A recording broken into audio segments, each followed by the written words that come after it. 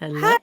Hello, hello, hello, and welcome everyone to another episode of the Influencers Connection Corner.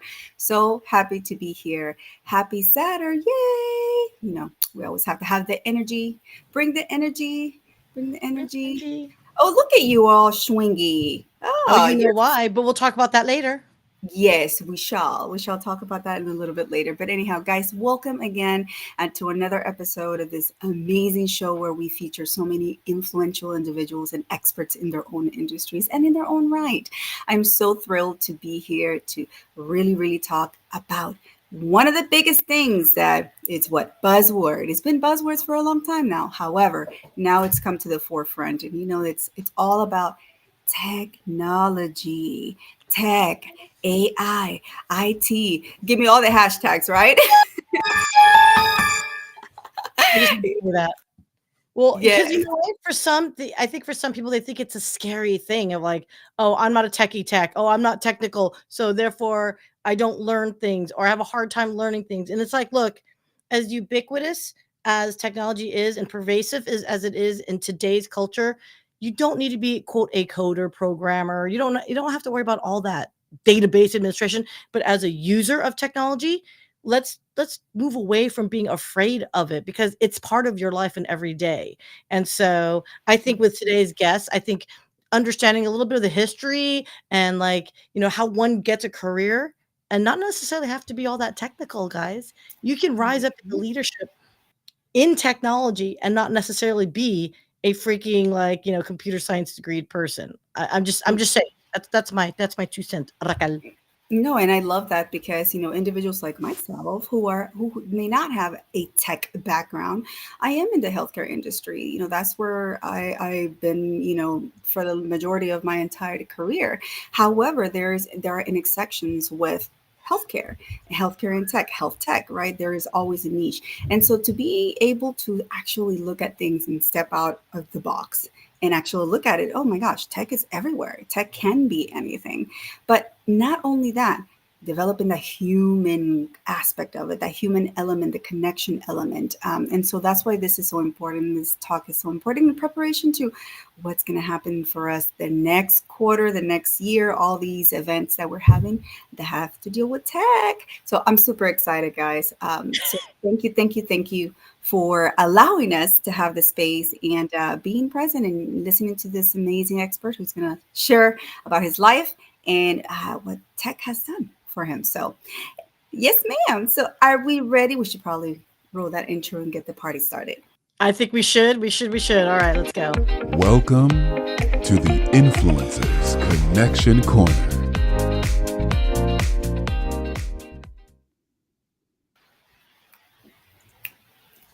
Hey, and dance, Oh and wait, I dance, forgot to click on the button. and And dance. dance. I was dancing, girl. It's okay. Minor Let's get detail. this party started. Hey, but yes, shout out to Sincera Mitchell out of Orlando, Florida, for that buttery voice in the intro. Always catches me off guard. I'm like, oh, and it soothes the soul. So shout out to you and thank you for everything. But anyhow, guys, let us know where you're tuning in from. I would love to give you a shout out during the show. I know we have folks all over the world tuning into, just to learn a little bit more about what we're going to talk about today and also our guest, just because it's so important. Stay in the loop, as I always tell people. Do your due diligence. So many folks are like, oh my gosh, AI. I don't want to deal with that. I don't want to talk about that. I'm like, it's everywhere. Tech is everywhere. So do your due diligence, inform yourself, educate, become, aware of where tech is going or where the future is going. Isn't that right? You're cracking me up. You're like tech, tech, tech, tech, tech, tech. Look, Technology. no, you just said it like that. I think I might have to in the post edit maybe on this. I'm just gonna do a counter of how many times you say the word technology today. It's cracking me up. But anyway, okay, look, can we just please bring our guest on because I'm hella excited. This is someone that is I'm not even going to tell you how many decades of experience, but it's more than one. Okay, and one of the coolest guys I know, and like I said, it's like one of those career trajectories and paths that it's just not standard. It's not by the book. And so, without further ado, can we just all please welcome our good friend, Mr. Gerry Mecca? Woo!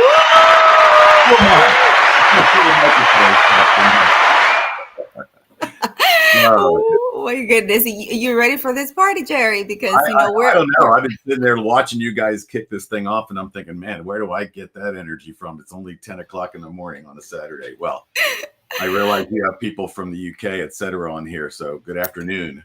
But Yes. Well, welcome. Thank you so much for taking the time for being, to be here with us and no, my pleasure. really, really just dive into everything that is Gerry because you're such an interesting human being, due respect. And yes, let the audience know a little bit about you, Gerry, and, Man, we'll dive. my head's blowing up right now. I just grabbing something I heard the two of you talk about during the introduction. Um, yeah, I'm probably 60 or 70% people, 30% tech. And growing up in a large family, I learned how to be a communicator, especially when there was conflict, to get things done. And my degree out of college was communications, speech communications, organizational communications.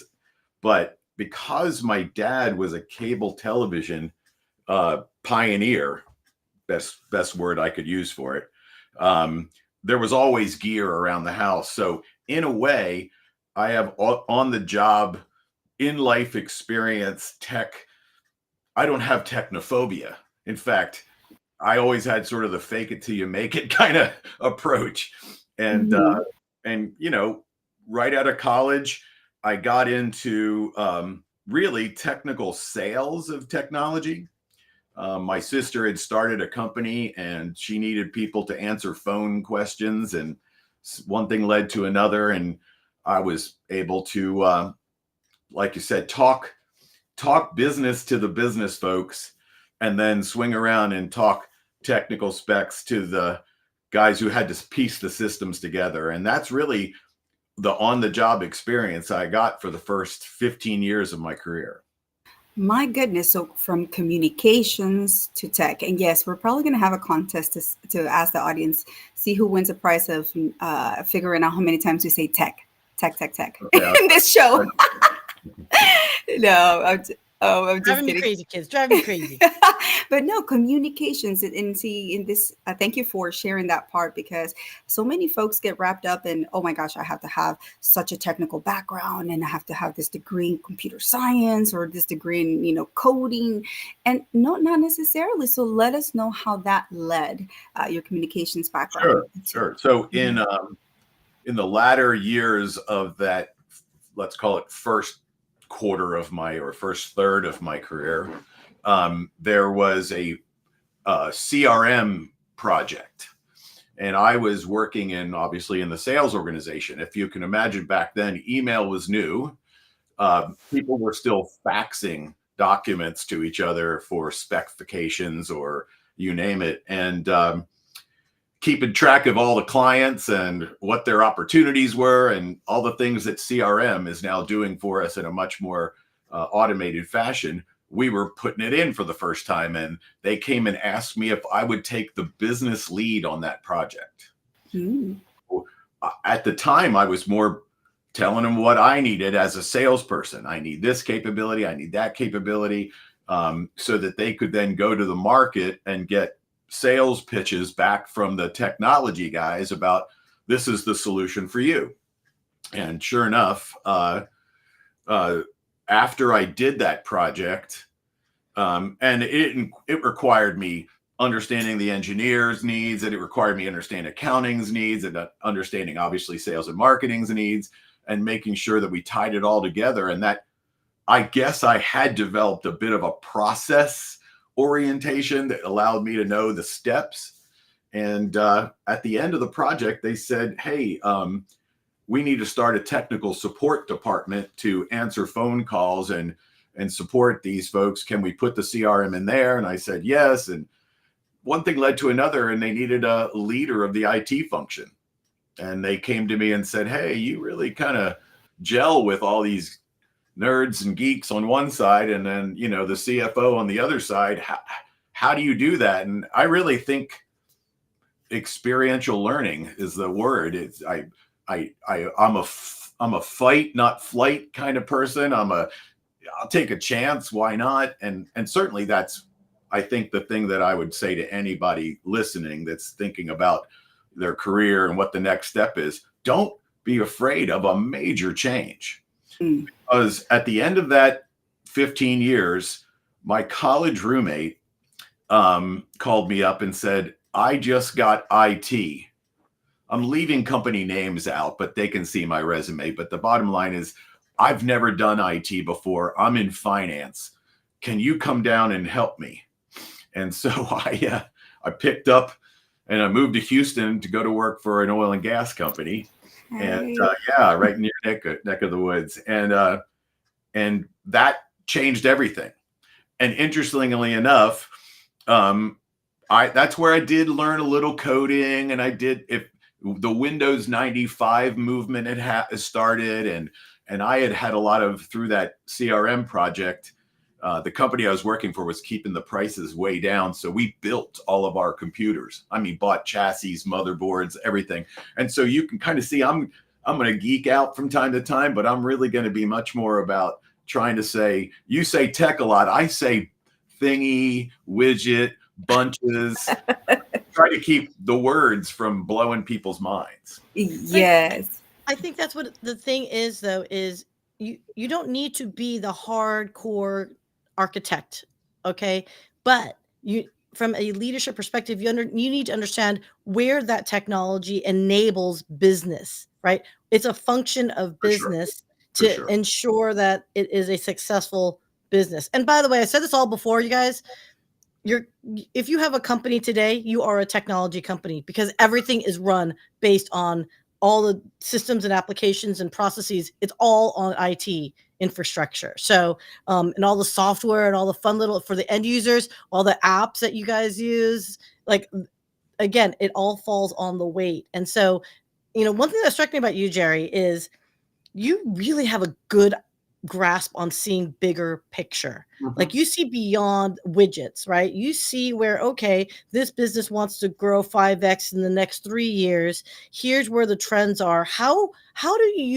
What's your approach on that? And even before that, before you answer what's your approach to stay on top of, the next trends and all that, was it always in you as a kid to see the bigger picture, or was that taught through college and whatnot?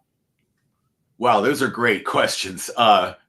I still remember the first time my dad brought home a light emitting diode calculating device that looked a little like an adding machine, but in reality, it was a mini computer from a little company in Dallas called Texas Instruments. and it was, I'm going to say, it may have been 1970. Now I'm really dating myself.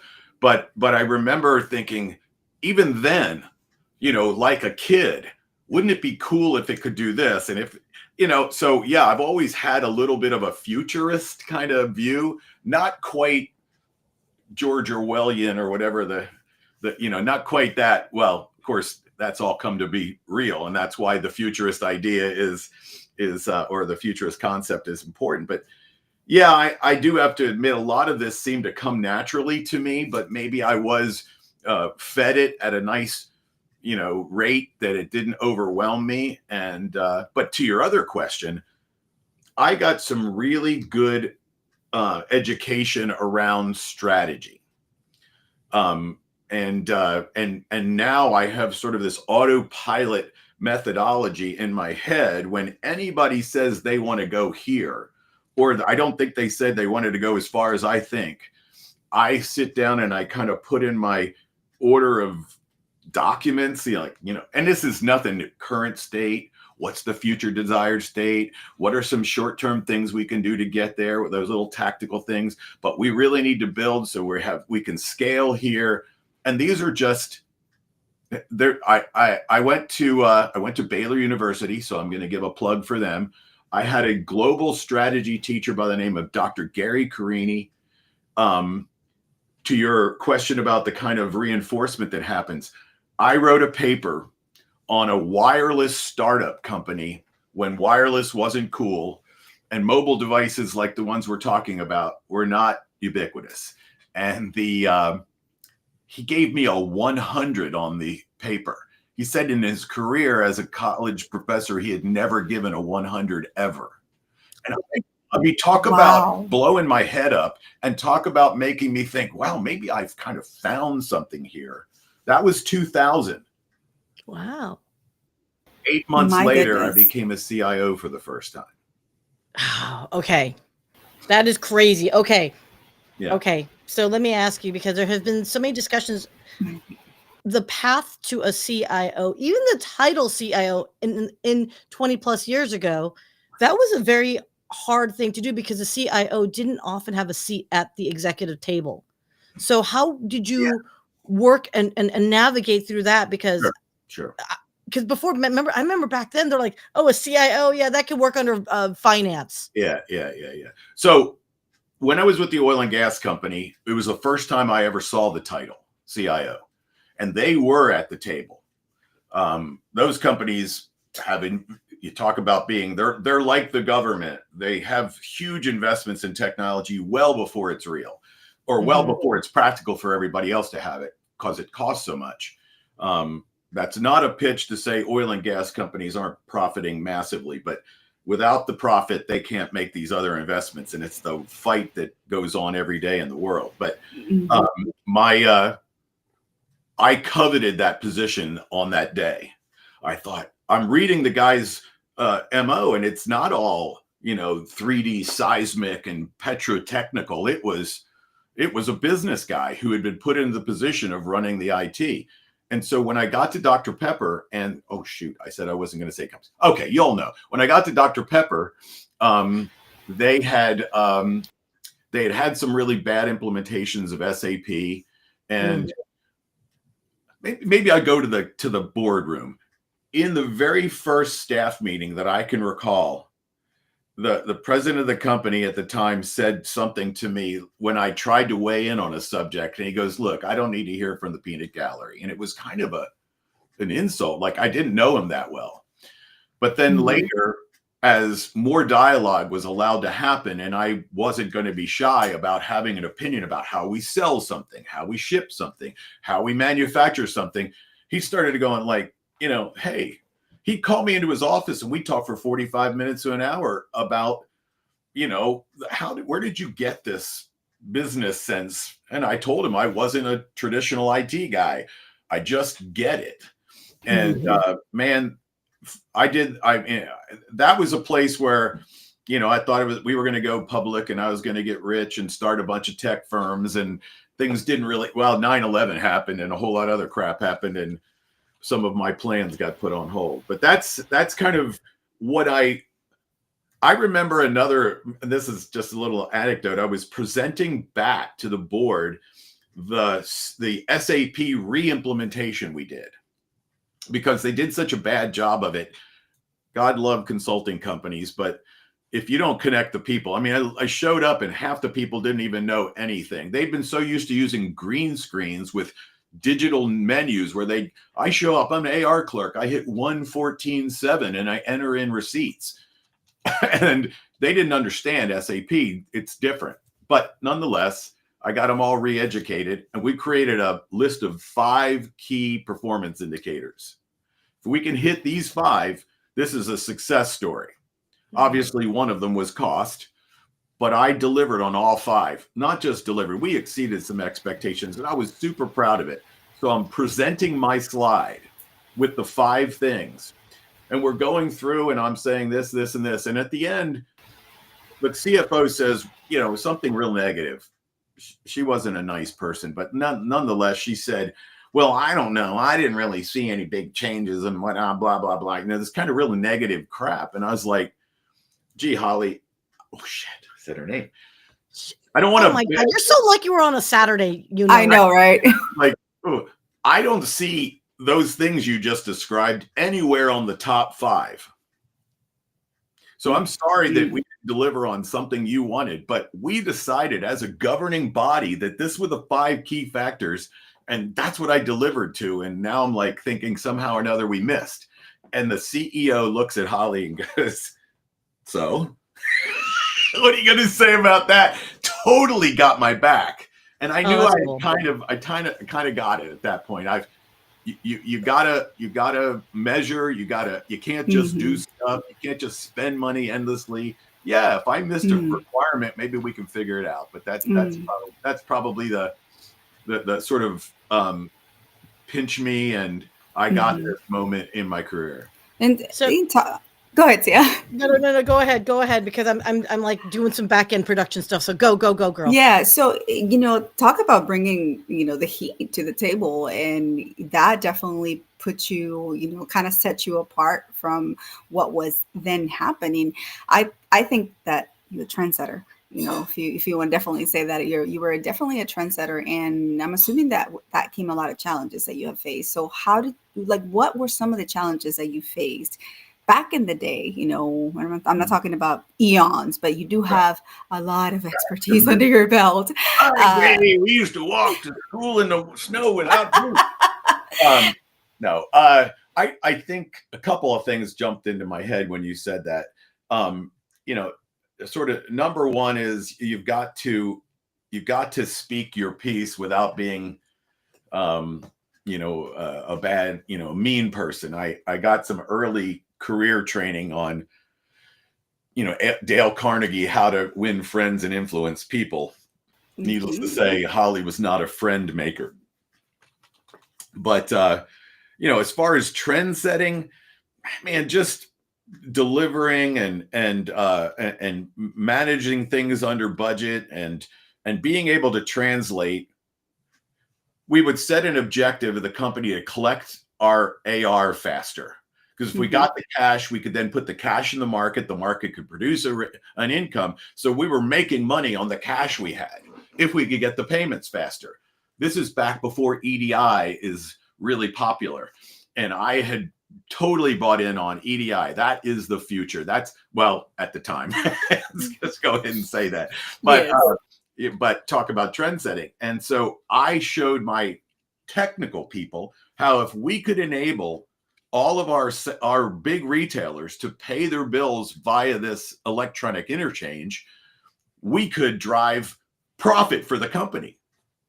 And so the company had a goal to raise it 5%. I think we raised it 40%. And it Wow. was all attributed to 810s and 850s and receiving and delivering purchase orders, receiving and delivering product, getting payment, direct deposits directly into our bank. We gave discounts for 15-day payment that no one ever took advantage of, but it sounded important. But the point is we were getting our money in so much faster. And when you're a private company and you're having to pay out these investors the responsibility that you have to pay them every year and show them their profit, having real cash is a big deal. In fact, it got to be so big that Cadbury bought us. Mm. Oh yeah. And that changed everything again for me. Suddenly I'm working for Cadbury Schweppes, and I'm not a CIO anymore because there already was a corporate CIO, and now I'm dealing with global IT leaders all over the place, all fighting to make themselves out to be the next one. Mm. So in this competitive environment, right? Mhm. So darned well everyone's pitching for the same position. It's competitive. Yep. There's just no two ways about it. So how did you?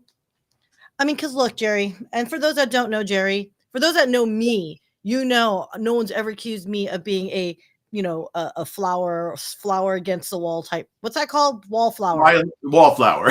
Yeah, yeah. English is a first language for me, everyone. Don't worry about it.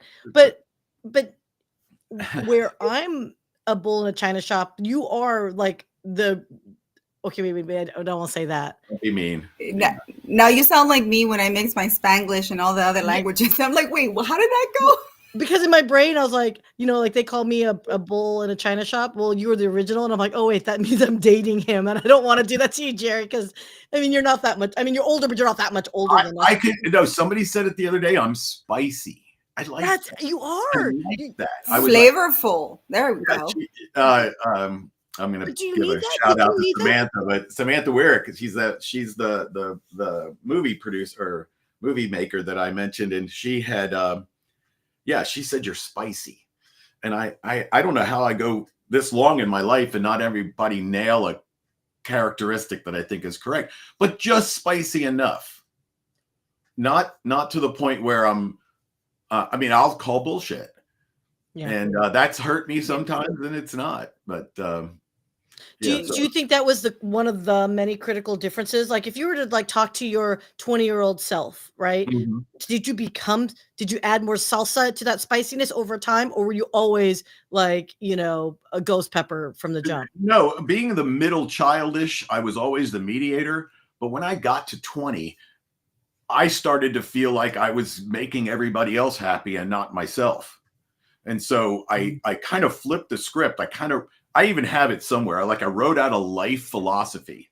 There's a whole lot of tools and things that I've used in my life that not everybody's I'm not putting a book together or going on a audio tape tour to sell stuff, but I wrote this out and I was like, it's okay to be selfish to a degree. And so when I would get in a situation where I could hear that the strongest person in the room, title wise, was trying to make their point happen to the exception of every others, I was the one who always said, I could feel the room looking at me. And I would go, look, and everybody says this in all due respect, but I would say something more like, hey, I'm going to just say, I don't see it that way at all. I mean, that is completely shifting it to you, and without saying you're wrong. A really good example, which I won't again say names, is we were all trying to put together a visual on how the company, should work together as a team and how we can leverage each other's strengths. And I produced an infographic that I thought was a good thing that we could put into material. And of course, it was very early on and we didn't use infographics, but I was trying to sort of show visually all the leaders, this is our team. In some cases, we're throwing pillows down to keep people from hitting the ground. We're giving them enough rope, but we're not going to let them hang themselves. And I kind of thought I loved it. And in the end, the CEO comes in and just completely obliterates all of everybody else's ideas and makes his idea the one that we're going to do. And a part of me in the old days of strategy, he wasn't allowed to be in the room yet, but he was already there. And because he was already there, everybody went, yes, boss, you're the greatest. And what do? Geez, I'm not sure I agree with that. Ooh, I love Look at it. Spicy. Spicy. But spicy can get you fired. Don't be good, be factual, give good arguments, but recognize that spicy can get you fired. I've been fired a few times, twice in all these years, and I'm not going to go into either. But you mostly keep saying that, but you bring it up, Gerry. Well, the first time was totally this will crack you.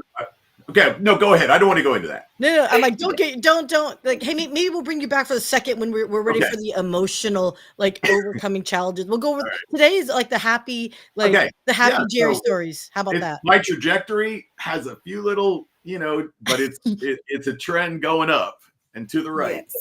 Yes. I love that, Gerry. And thank you so much for sharing, these anecdotes, because it does put into perspective some of the things that people have faced in the past or are currently facing and may face in the future. That's just the way life is.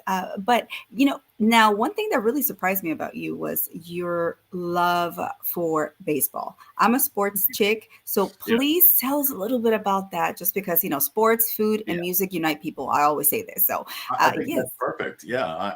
Baseball. So when I say I love baseball, I love playing. I love being a fan. I love the research into the statistics and who the best player was in the teens versus I run a foundation to help raise money so that kids who have lesser capabilities can come out and play the sport. I think the quote, baseball is life, people are bored with baseball because they don't understand it. And I mean, not watching a game and seeing the pitcher and the hitter do their thing. The dance that is going on the field is a ballet. And if you get into it like you would into a ballet, you would understand that baseball is enormously indicative of real life. And I use anecdotes all the time. Somebody did a great job, man, you hit a home run. Somebody did okay. Hey, you're getting base hits, but I need to see the extra base hits. You need to move in the power, or you need to give somebody a cutoff. These are all baseball terms. And My brother Len, who's 10 years older than me, was an enormous New York Giants baseball fan. Now they're now in San Francisco, so you can kind of understand how far his baseball life goes back, but he was my idol. And so that helped. But really at this point, I'm now coaching Texas Rangers Youth Baseball Academy. Yeah, I've been hurt and I got my medical release yesterday, so I get to go back to training them again. And it's a labor of love. It's not a it's a paying gig, but you're not going to get rich doing, youth baseball coaching. But it's more sophisticated and more routinized than daddy ball or some of these select baseball leagues, which they look like they're more interested in paying coaches and having fancy uniforms than they are teaching kids the game. And I'm about teaching kids the game. I used to sit down at the baseball field and give every kid a nickname. Now I'm watching this guy baseball, this YouTuber coach baseball. He calls himself Coach Baseball. He's using all the same techniques I used 25 years ago, and he is dead on. So if you don't know who he is and you want to read my style, he's exactly in my vein. You're like, hey, child, I invented that. Well, I don't know that I invented it. I think I had some good coaches along the way. No coach who screams at you for making a mistake. Baseball, they say this all the time. A 300 batting average, which means you hit the ball 30% of the time safely, is a success. So when you're screaming at somebody because they didn't get a hit every time, you're going to lose them. They're never going to be good, and they're going to hate it. By the time they're 15, they're going to mail it in. Oh, there's a puppy in the picture. I know the fur babies make their appearances once in a while here. I locked my door so Flash couldn't drive us nuts. Name is Flash. I love it. Oh, so sweet. I sometimes he's not so flashy anymore. He's 14, so. Oh, but it's still he's the apple of your eye. But I love it. Just baseball for me, it's been an interesting journey because I have girls, so they're not into softball or anything like that. But at first, as an outsider looking in, for me, it was like, oh my God, this game's so boring. Why do y'all like that? Coming from a country that loves soccer, football, as we say it. But it was interesting once I actually started learning everything that goes in. I've never seen it described as ballet, but it makes perfect sense. I was like, wow, there's so much going on. I hold baseball university at my house for the kids. I serve pizza and beer. The kids don't get the beer. The parents come, and even though I'm acting like I'm teaching the kids, it's all for them, 100%.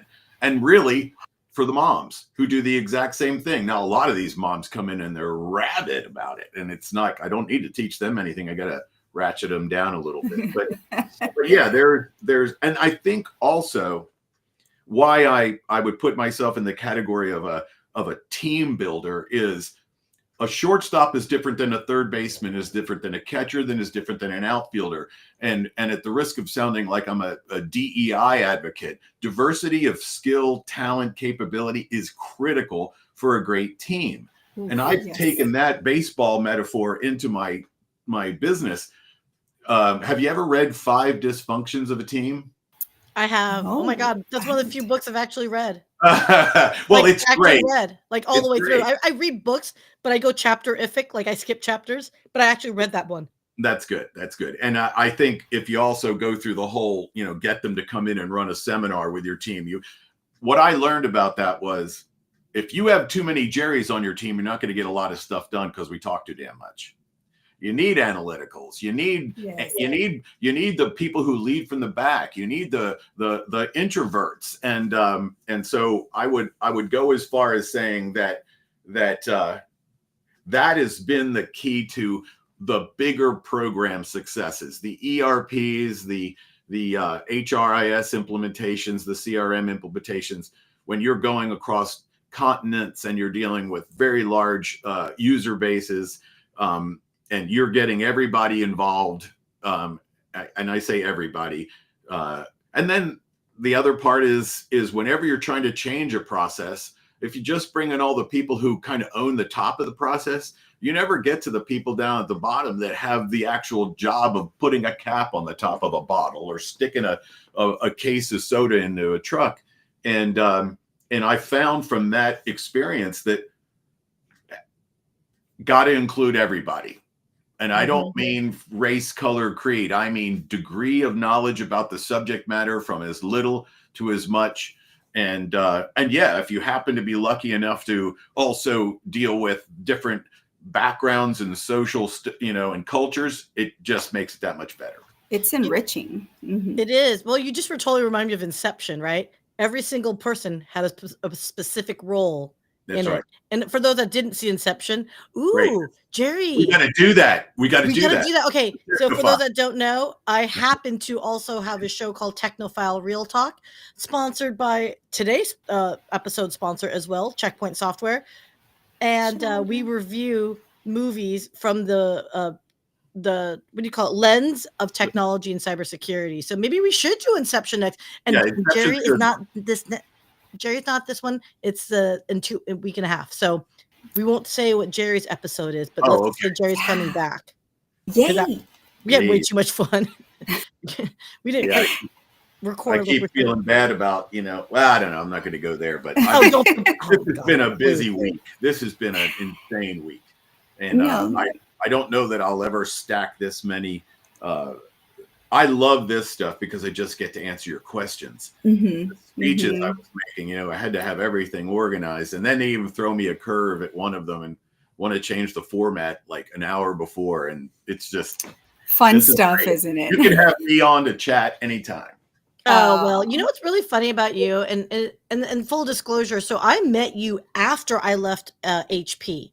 So my boss, I think, I had a counterpart that managed your account, and I'm not going to name names or anything like that, but I just remembered at one point my boss came to me and he goes, I probably should have put you on that soda company you can account. And he goes, you would get along with that that VP, that CIO. You would get along with those. You would get along with them. And I remember he said that years. And then you and I met after the fact when I had left HP by then. And so the fact that, I adore you, you're like a mentor, big brother for me. It's really funny because, I'll tell you this, as much as I've learned from you, again, from a non like there's no pressure to quote sell anything. We just exchange ideas.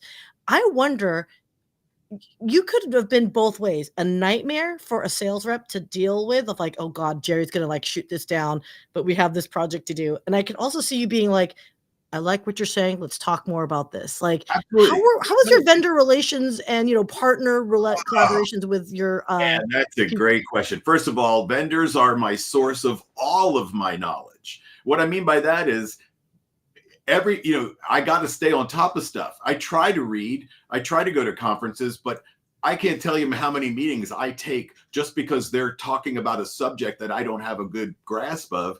And I want my team to hear it. I mean, the first time I talked about AI was about 6 years ago as a product or a service or something. And it really turned out to be more, predictive analytics more than it is what it is today. But I use vendors both, and I tell them this, hey, I'm not sure I have a need for your product, but I'm digging what you're doing. Let's talk about it.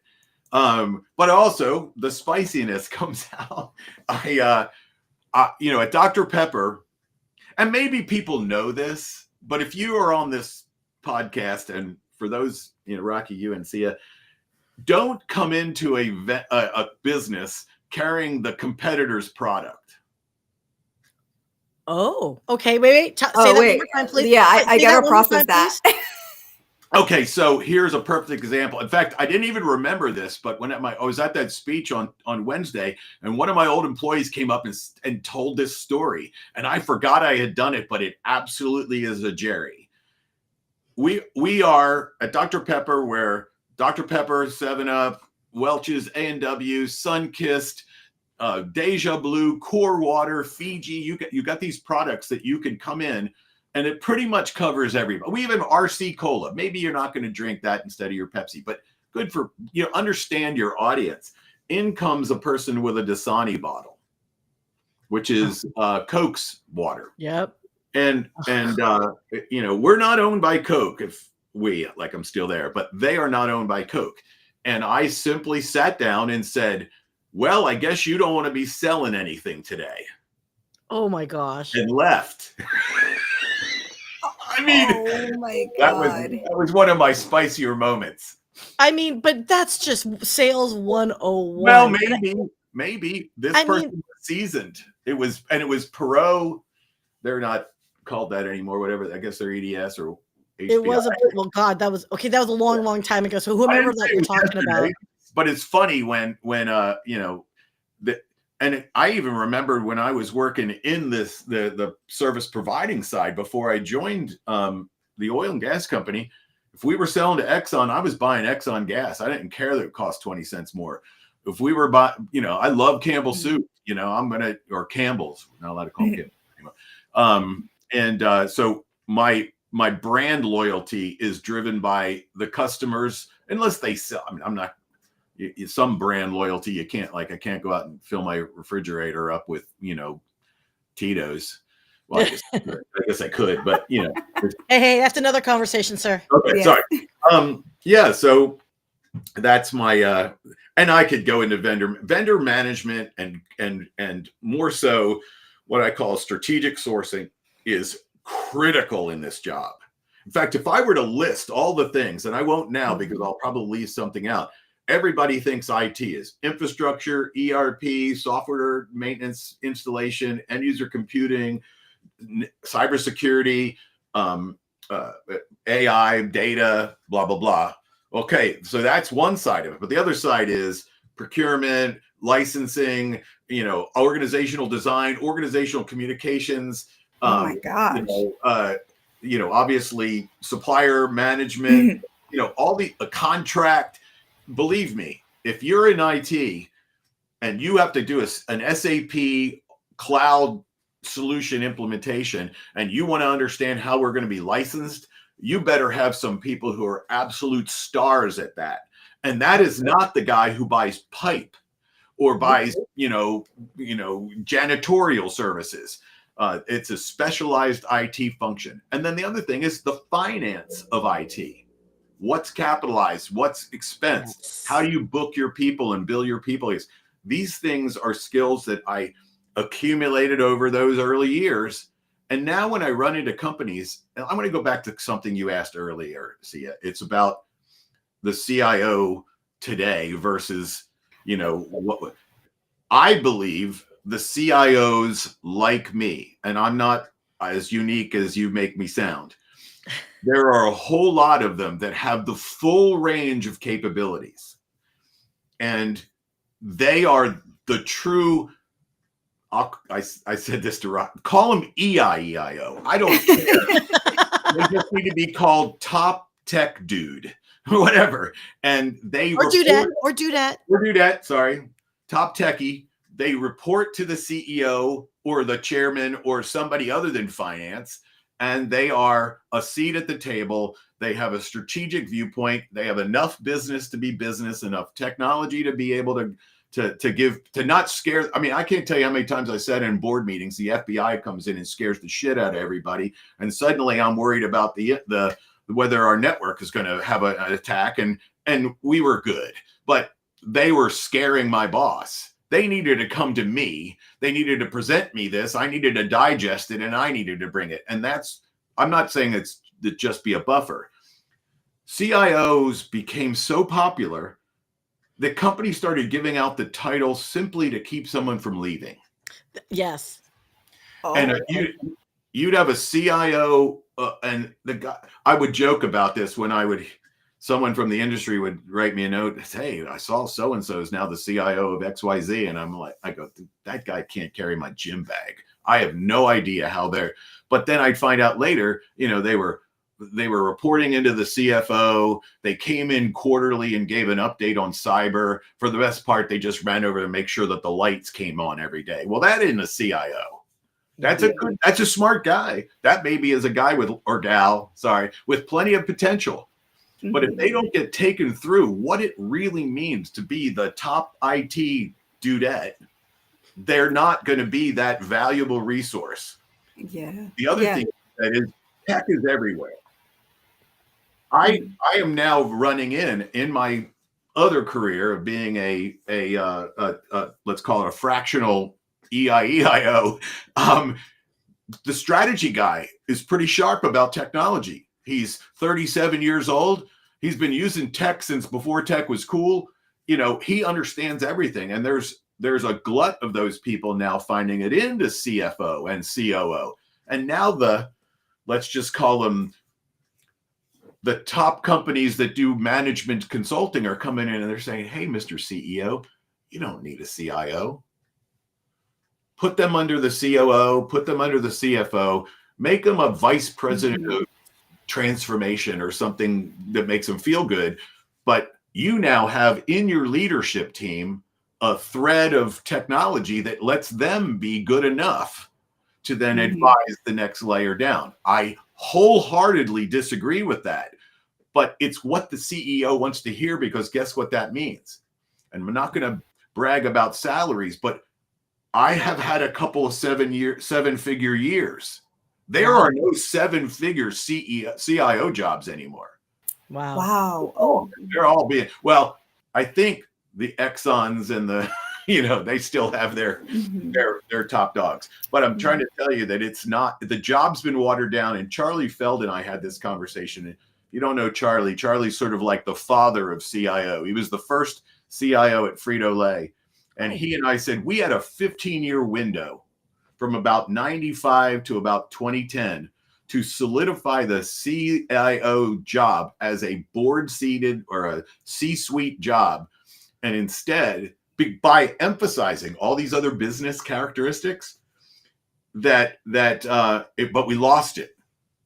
We Mhm. lost it in cloud. We lost it in ERPs. We lost it in all these other distractions. And now, rightly so, the top consulting companies, in many respects, are dead on. You don't Mhm. need a CIO. You just need somebody to keep the lights on. And I My hate that, goodness. but I mean, I'm almost, you can tell, I'm a bit of an evangelist for CIOs. I think this is a mistake. Oh, And huge. I, and the CEO should be a guy who used to be the CIO. How's that or one? gal. Oh, I'm right there with it because, like we go back to that statement.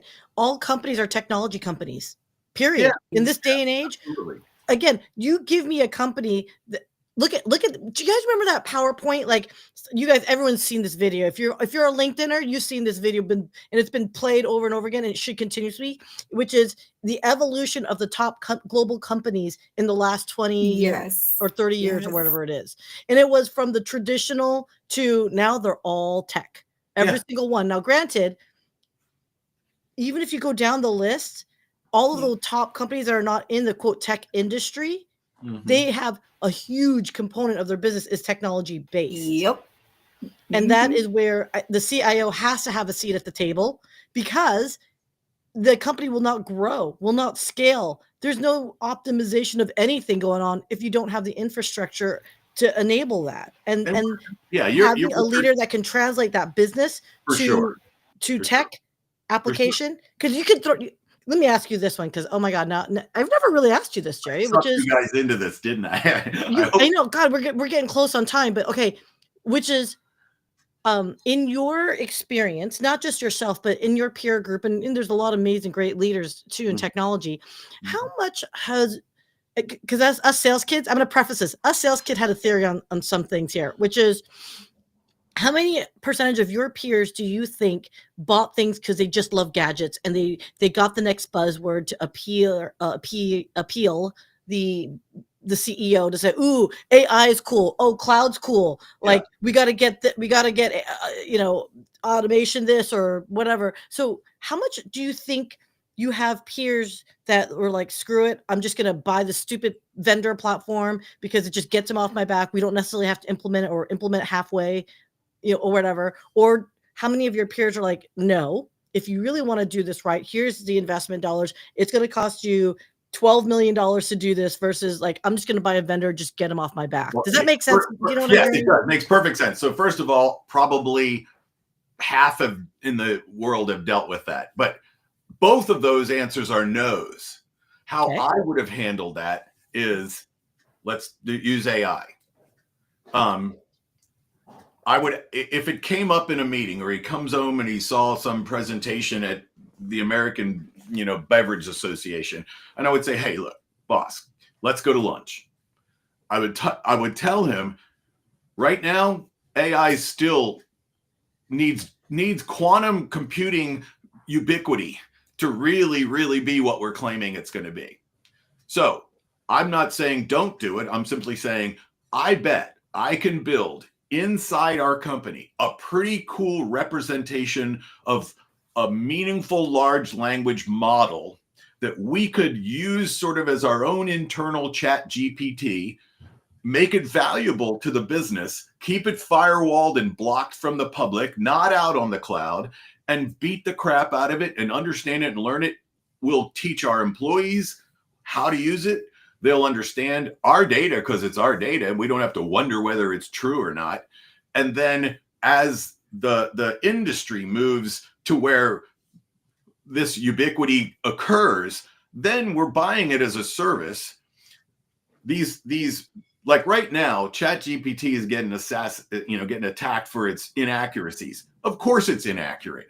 It's all the same crap that we've been publishing on Google, and half of it's half baked. But what these neural networks are doing is they're seeing all the debates and they're morphing that larger data set to be a accurate depiction of what's going on. When they see something that's fact checked, they remove the bad information. So this notion of a learning neural AI body that everybody thinks is a robot that's going to take over the world is in fact true. It's going to be a learning robot, but it's going to be learning and learning and learning from the facts that are real, to the point where there will be a I'm really getting out here on a ledge here, but I think we're still a few years. I say 3 to 5 years. I have a couple of super smart PhD ladies that I'd love to know were on this call listening, because I don't want to put out too many perks or plugs, but they're wait, hold up. Yeah. Plug people who are quality. That's the whole purpose of the Connection Corner. And I'm just going to say it. I would love more women to be plugged, because for other reasons women don't get plugged enough. So Gerry, by all means, plug away. Male, female, I don't care. But if it happens to be female, it does. The only reason, I don't know why these 3 ladies are doing so well or getting so much attention. Maybe it's the DEI initiatives that happened in previous years, but they are beyond brilliant. They're all PhDs. It would be easier for me to do somewhat of a follow-up, because I'd like to make sure I grab their LinkedIns, et cetera, et cetera. But or go on my LinkedIn. They're my ones. Just sort by PhD and you'll find them all. But and they're not all female. I just happen to have gotten into a really good banter and one of those typical things where you see some insight, you go, wow, that's so cool. I've never thought about that. What did you think about this? And then they come back and go, oh my God, that's so cool. And, half of these folks I knew when they were 22 and 23 years old, and now they're in their mid 40s and they're Deloitte and IBM fellows. And you just get, it's just a great time to be in IT or tech or whatever you want to call it. No, and that's what I was going to ask, Gerry, just because I know we're running out of time, but where do you see the future? Like, what is the future trend of where we're going in this industry? Right now, there's a lot of things going on. Obviously, we're going to get to a place where there's much more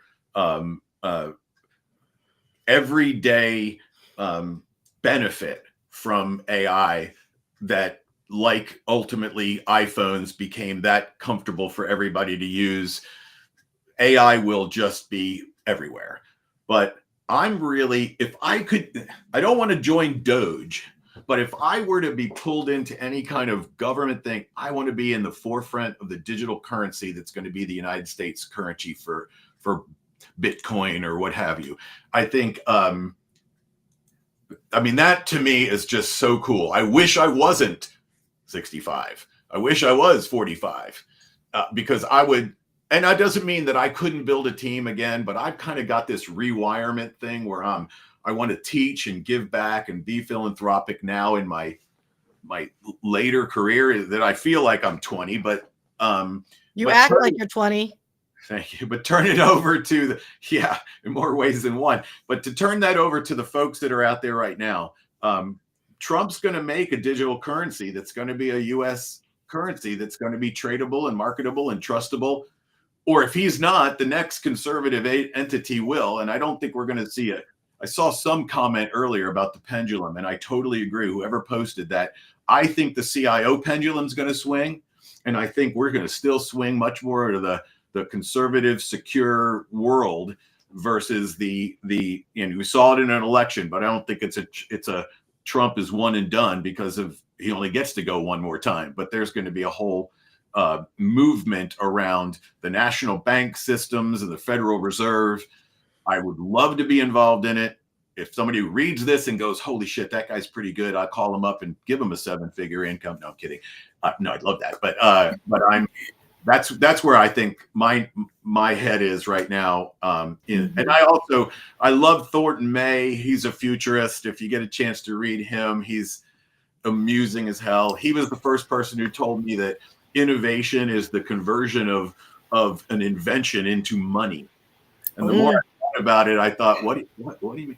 He goes, and he used the Pfizer example. He said, some scientists accidentally discovered penicillin. Yeah, that's true. And then somebody figured out how to put it into little, units to take out and save people from dying when they get their leg blown off. But Pfizer made it into a pill and a shot. Uh-huh. That's the innovation. The other stuff was just iterations along the way. And that's where the real money is. So I'll shut up. No. I mean, we could Wait go a second. literally Hold up. 3 more series.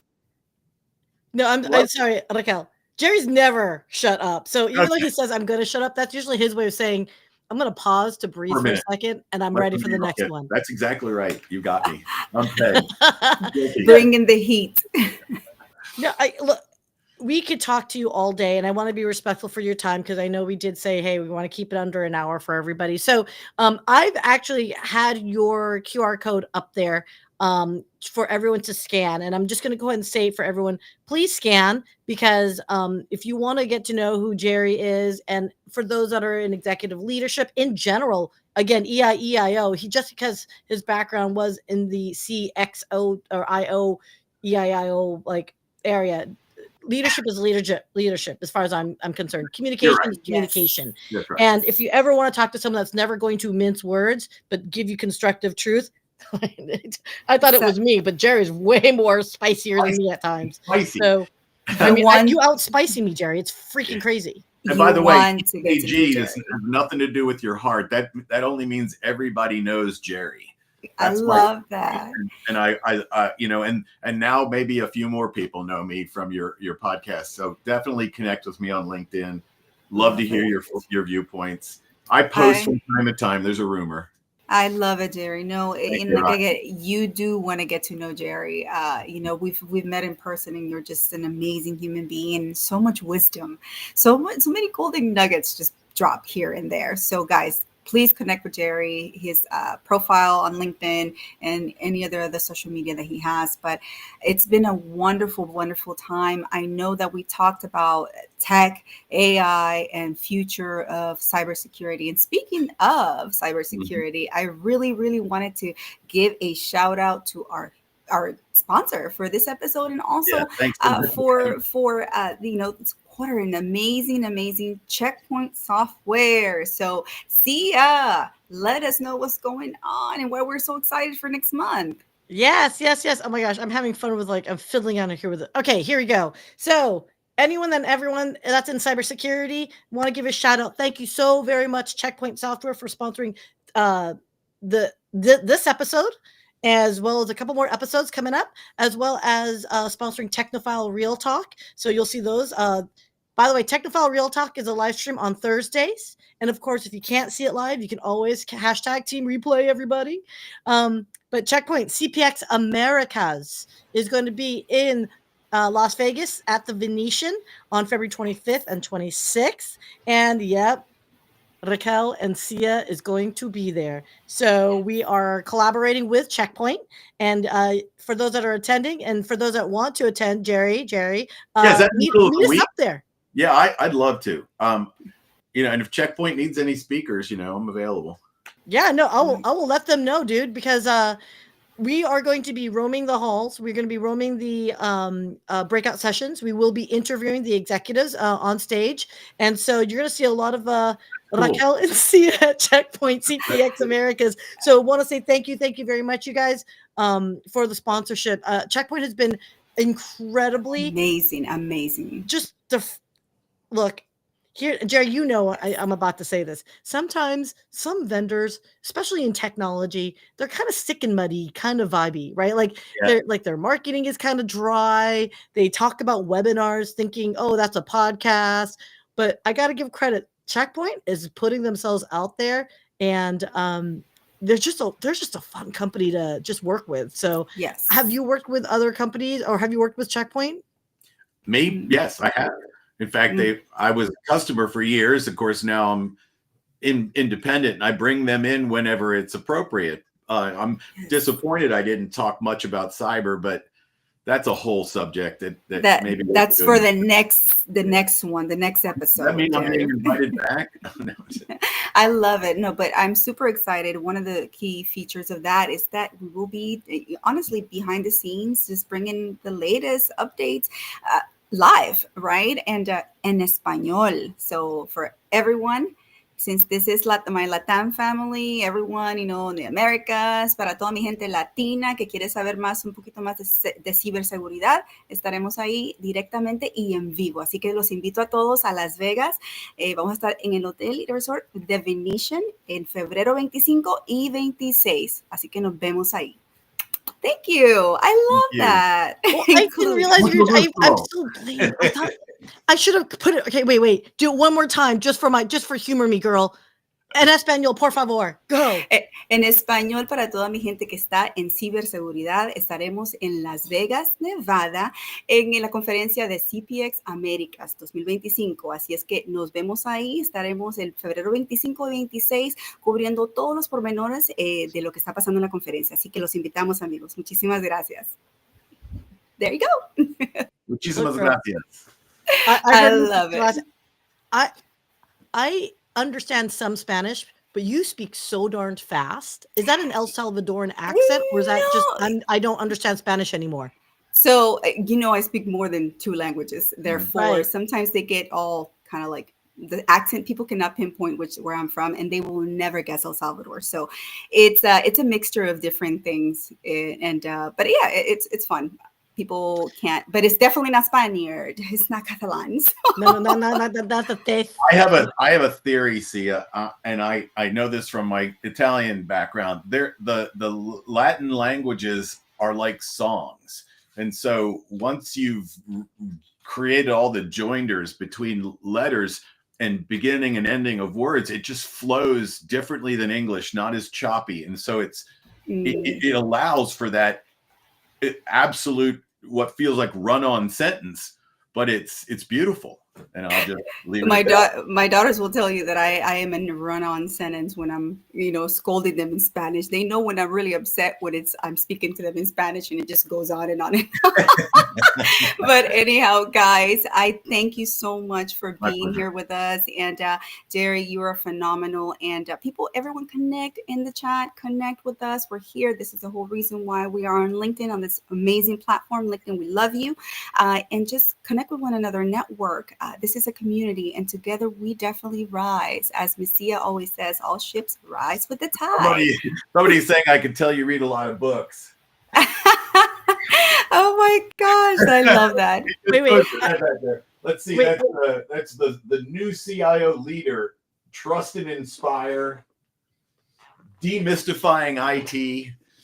Oh so my God, you're too you got to do that. If I should have mentioned that, I'm not pitching those people's books, but the new CIO leader was great. It was foundational for me. If you get a chance to read it, it's a little dated now, but it's still good. Hey, I have to defend myself real quick. Ian Yeah. McLean, who was in the chat, Yes. is the author of that book right there, TJ's War. And though he had to leave because he had another meeting, but I'm just going to go ahead and say it right now so I can document it. I have read TJ's War audio book, Audible. All right. So he's making fun. So it's a side project. So hey, by the way, if you got your movie producing friends, we are looking to make that into a TV show. So we're in talks. So Gerry, Cool. we should chat about that. But Oh, yeah, TJ's War. Now that Ian. I got an IMDb credit. Sorry, I had to do that because he's making fun of me. All right, that's it. Okay, I'm sorry. I digress. We digress. Thanks, You're y'all. fine. You're fine. But anyhow, guys, thank you again. I would love to connect with you guys after this. We'll go through all the comments and see you, I guess, next time. Shout out again to everyone. But love you. Oh, really quick. Felipe, thank you so much for coming. An amazing leader. Stephen, Ian, thank you so much for tuning in from the UK. We love you. We love you. I know it's late, but we love you. We love the support. And yeah, I'm waiting for my book. It's coming in the mail. So I'll be reading TJ's Word soon. Love you guys. Have a wonderful weekend. Ciao. See ya. Thank you for joining.